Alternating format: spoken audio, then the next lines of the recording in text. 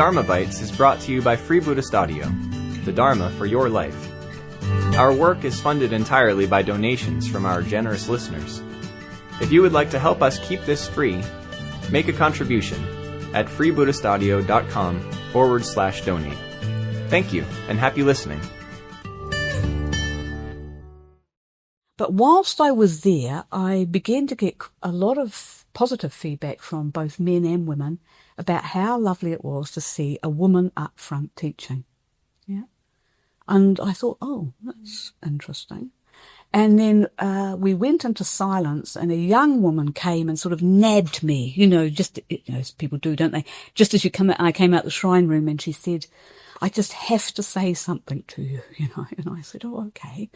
And she talked about having come along and been coming to the centre, and she'd been taught by very good Dharma teachers. She'd received teaching from Yanavacha, Maitreya Bandhu, Maitreya Raja, and she was saying, and I feel very respectful towards those men and their practice.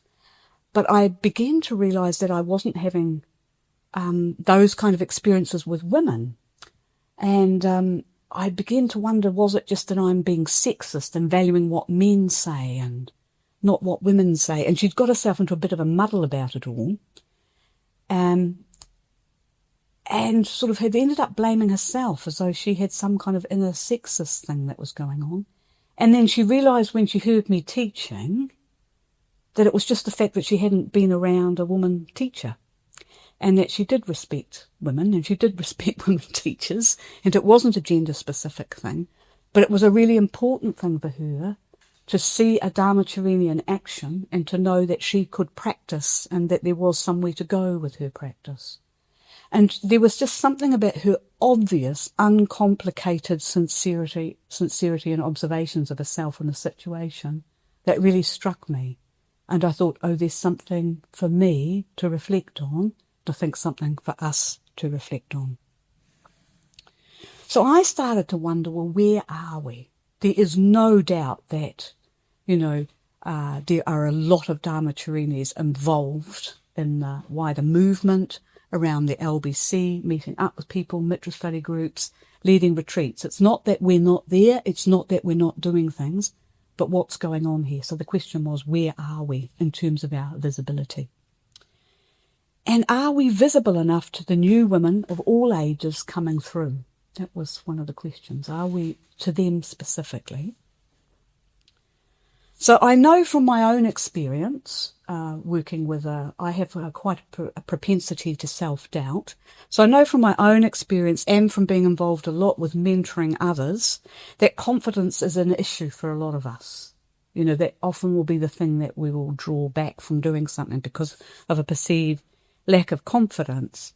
But I suddenly wondered if that was true. I've begun to think, is it actually true? Is it as simple as just a lack of confidence? I'm not sure that it is. Is it actually a lack of confidence, or is it something else? So that sort of was nudging away in my mind. And I wondered how we hold ourselves back, actually. How we hold ourselves back, if we do.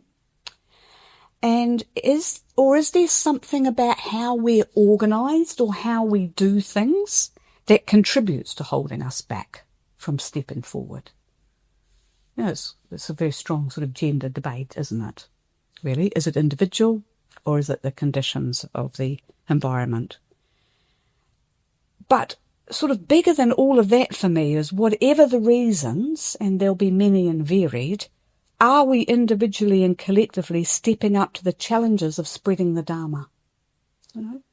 I just feel so deeply that the world so definitely needs the Dharma that, we could all have 1,000 arms and 11 heads and it might not be enough.